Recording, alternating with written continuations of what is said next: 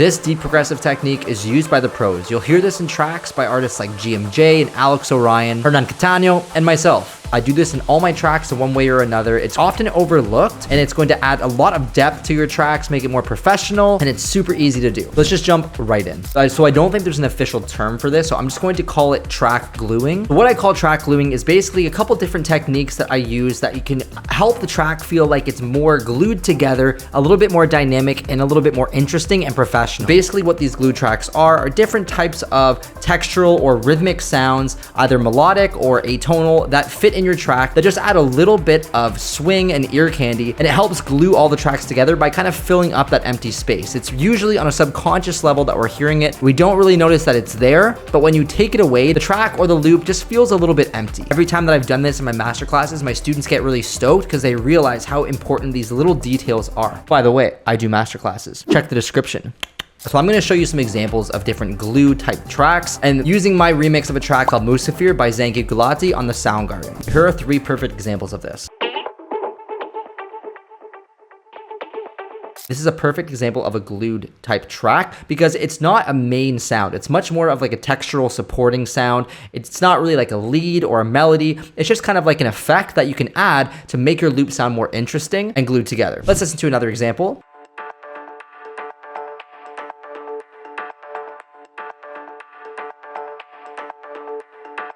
Again, a perfect example. It has some pitch to it, which is really nice because then it has that tone that can carry through your track. It'll fit in the key of your track, but it's not really a lead. It's not really a melody. It's more of just a rhythmic sound that you can't really put your finger on. When you put these quietly in your tracks, it can really elevate it, make it have a lot more depth, and it can really glue things together. So let's listen before and after with these 2 sounds in the track. I'll push them down in volume so they're just in the back of the mix, and let's listen before and after.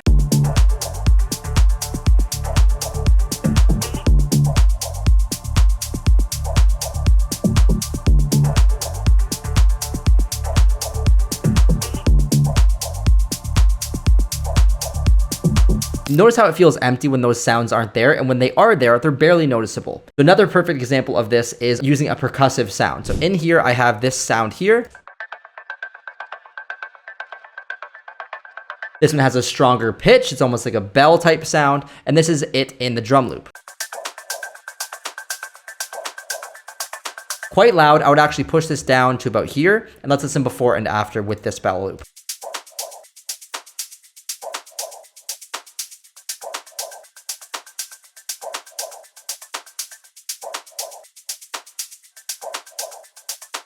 Again, it just feels a little bit emptier and less interesting without that bell loop. So I'm going to show you how to make some of these sounds, starting off with the percussive one similar to this. So let me just grab any percussion. This is super easy to do. Any percussive sound, obviously you want it to sound a little bit good. Let's grab this one here. Throw that in, and I'm just going to draw in a basic rhythm. Very basic. It's obviously way too loud. I'll bring this down in volume until it's just like a background sound.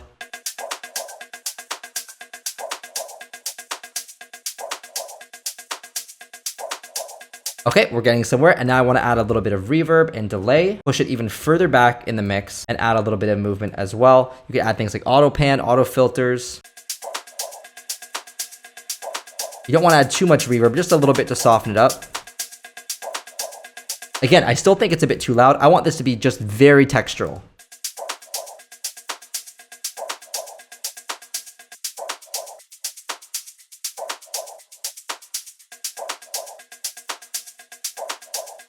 You should also be making sure that if there is a pitch to this, that it is in key. And if you want it to be more in key and it doesn't really have a pitch, you can try to push up some of the resonances in the EQ.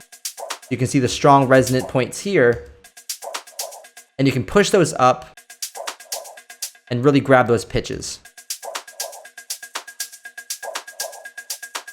And if it's not in key, you can lower the transposition so it fits into key, but just make sure you're also adjusting your resonances. Let's listen in the full track now.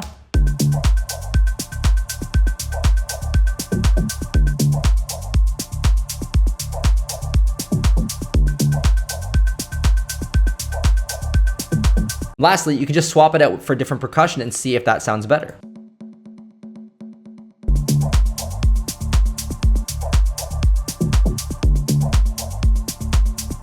Make sure you're not adding too many elements, otherwise it can get muddy or busy, and make sure that the elements that you are adding value to the loop, and you're not just adding them to make it more interesting. You want to choose a percussion that works well with the rest of your tracks. By the way, you can download this product file and other ones in the link in the description below or up in this card right here on my Patreon. Now we're gonna move a little bit quicker because we have the basics down. I'm gonna show you some melodic glue tracks that you can do. This is my remix of a track called Come Home by Zookasm on Night Colors Recordings. And right here, I have this kind of glued ARP sound.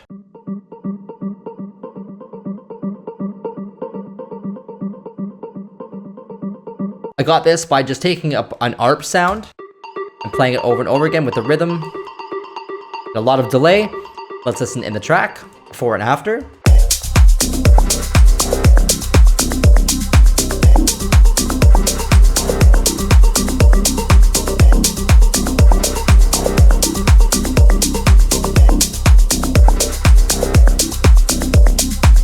So again, obviously it's adding a lot of value, even though it's very subtle, it's very subconscious. Without it, the track feels a little bit dry, and that's the beauty of these types of sounds. I'm gonna show you how to do this really simply. You can use even the most basic sounds, but it's very similar to the percussion on the drum. You're gonna draw in your MIDI, just like a simple rhythm or melody. I have this preset called Deep Pluck, and it sounds like this. A little bit sharp, so I'm gonna pull down that filter envelope. Cut out a little bit of the lows. I'm gonna add in some delay and reverb. And lastly, I love this tool called Wanderer. It's a filter delay in Ableton. I throw that on a lot of my sounds to make it really atmospheric.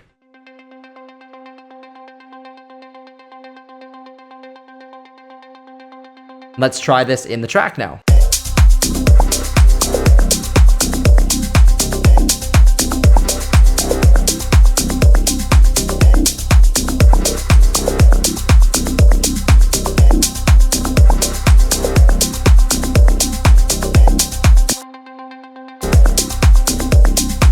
Of course, you can spend some more time on this, fine-tuning it. You can add in some sidechain compression from the kick to give it a bit of movement, and experiment with different sounds, presets, octaves, and filtering. I want to try this with a melody as well, so I'm going to throw this melody from this ARP over here, and you can actually add more reverb onto this to make it even more atmospheric and sound more like a pad.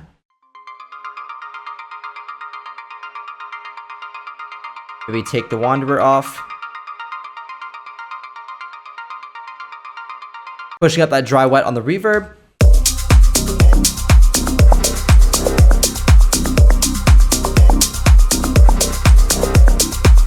It adds a nice sparkly top end to the track, and it's almost like you can't really put your finger on what you're hearing. You just hear this background kind of ARP sound. You have leads taking the front of the mix. These are here to support the leads and to support the structure of the track, to give it that depth and make it sound super professional. Next, I want to take this sound and add a free tool called Filter Step, and you can use Shaperbox or Tantra if you have it, but this is a free version, so I'll put a link to this in the description below as well. Basically, it is a filter plugin that just makes a lot of really cool filtering sounds.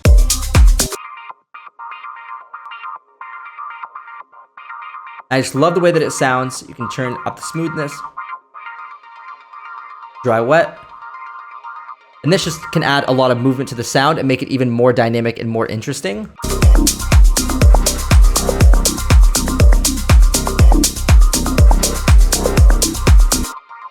You want a bit more rhythmic.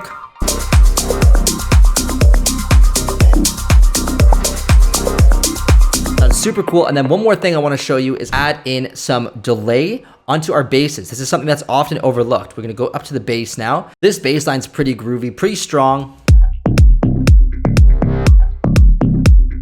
And if you'll notice, there's another glue in here. Check this out.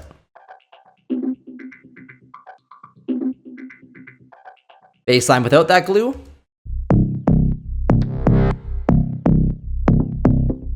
And with.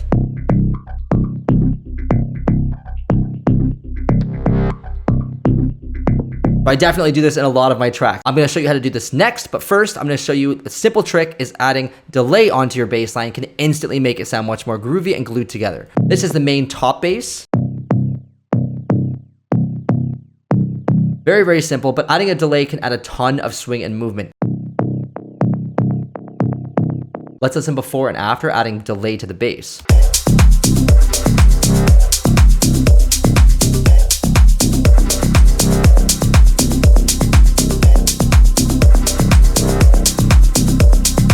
without the delay, the bass feels a bit more separated. The bass hits are a bit more prominent, but overall with the delay, it just feels like it grooves a little bit better and it feels like it's a bit more rolling. I also suggest filtering different areas of the bass to get different grooves, so maybe a bit more low end, more full-on rolling, and if you just want a bit more of the kind of swing, you can just do the top.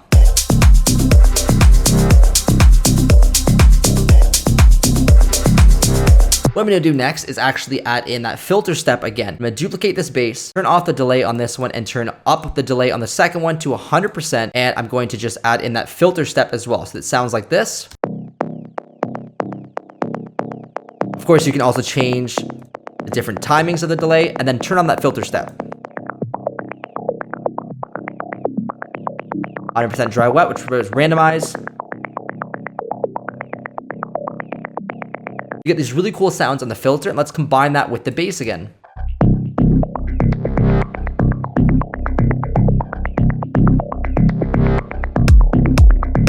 Now your bass feels much more interesting, and it's pretty loud. Maybe if we turn this down a little bit, it's just gonna act as a glue.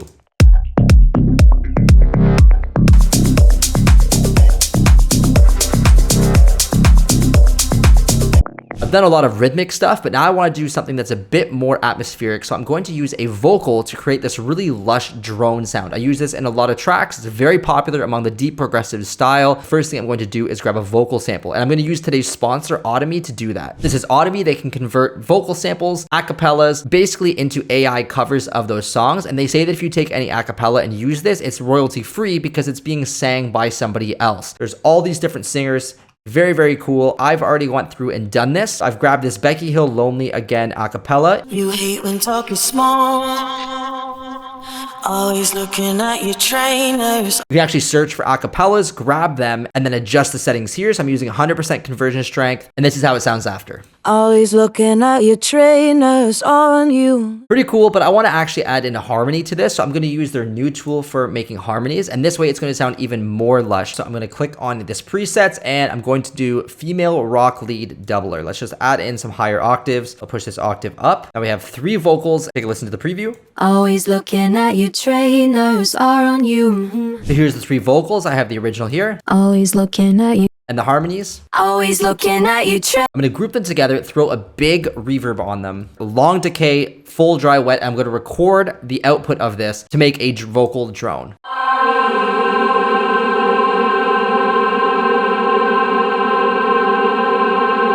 Recorded, this vocal sounds like this. Let's play this with the track.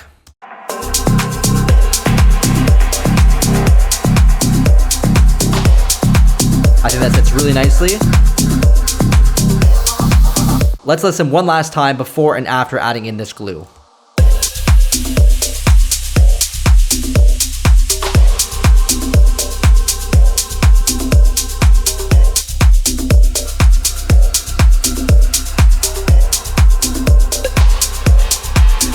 This lush vocal drone sounds really nice for this. It fits perfectly in that progressive house style. Even if it's very quiet, it just adds that very little bit of texture to make the song feel just a little bit lush and glued together. If you want to check out Audemy, click the link in the description below. There's one more thing that I recommend doing, and that's going into sample packs that you already have or grabbing new ones and grabbing random loops and throwing them in and seeing if they add value to your track.